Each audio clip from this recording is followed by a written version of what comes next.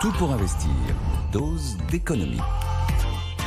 Bonjour Nicolas. Bonjour. On va parler prix des carburants. Et pas tarif, oui. Des prix qui sont bas, effectivement, les plus bas de l'année. C'est la conséquence du prix du pétrole qui reste sage. Alors en grande partie c'est vrai, le prix du pétrole, encore une fois, contre toute attente, est assez insensible à ce qui se passe au Proche-Orient. On est à 80 $ le baril, ça fait des semaines maintenant qu'on est entre 79 et 81 $, donc il n'y a pas d'explosion des prix du brut. 75,54 pour le crude oil. Le WTI ouais. sans doute. Hein, et le Brent, on est à 80,54. Voilà, c'est ça. Il y a toujours à peu près 3-4 $ d'écart entre la référence américaine, le West Texas Intermediate et puis le Brent. Mais alors ce qui est marrant d'ailleurs, c'est que ce sont des barils qui sont des barils historiques, mais qui correspondent plus tellement à la réalité. Parce qu'il n'y a plus tellement de pétrole qui sort de mer du Nord.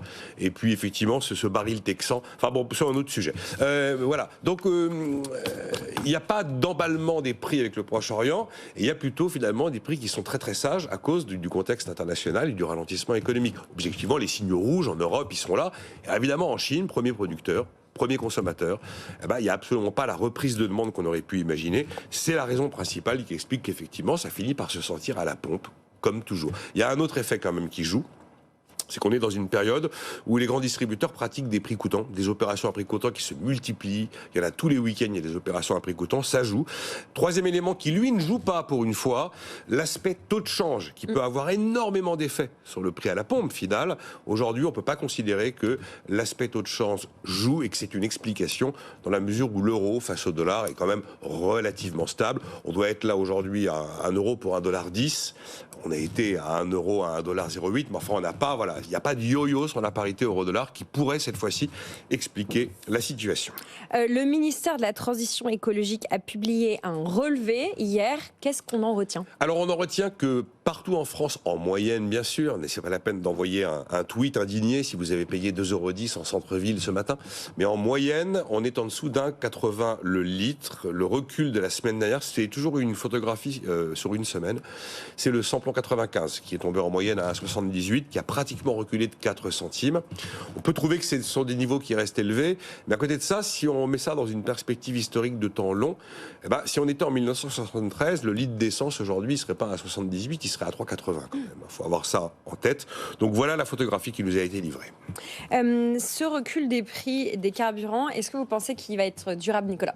Pour l'instant, on a toutes les raisons de penser que oui, on est parti sur quelque chose de plutôt durable. Je ne vais pas mettre une durée sur durable, mais la baisse de la demande, les signaux rouges sur l'économie, le ralentissement sont des éléments qui sont installés pour le moment. Du côté de l'offre, il y a une réunion de l'OPEP+, les pays du cartel piloté par l'Arabie Saoudite plus la Russie qui se tient jeudi. On ne s'attend pas à ce qu'il y ait des annonces nouvelles sur une restriction de la production. Donc l'offre telle qu'elle est aujourd'hui ne devrait pas être à nouveau contrainte, ce qui pourrait entraîner une hausse de prix. Ce qui est éventuellement peut avoir un effet un peu négatif pour le consommateur, c'est la fin des opérations de prix coûtants.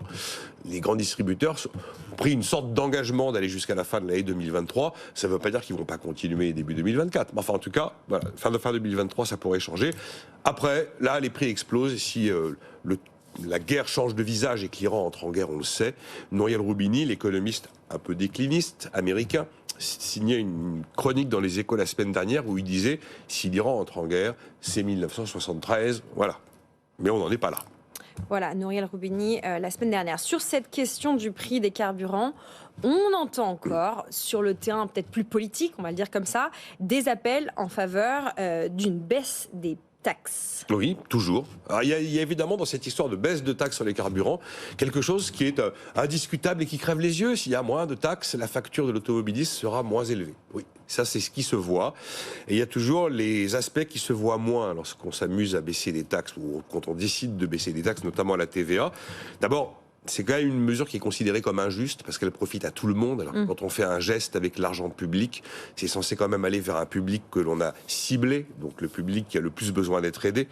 Après, c'est parfois et souvent peu efficace, puisqu'on sait que dans les phase de baisse de taxes, la plupart, généralement, de l'argent libéré va dans la poche du vendeur.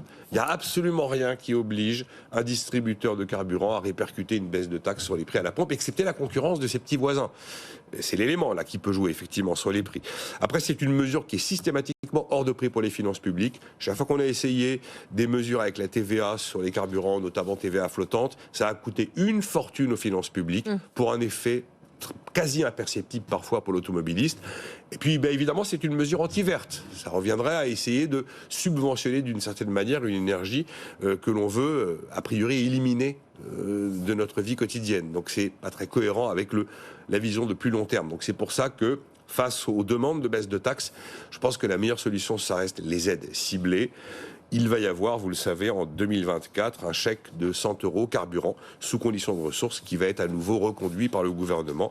Il suffira d'en faire la demande pour en bénéficier. Vous avez entendu ?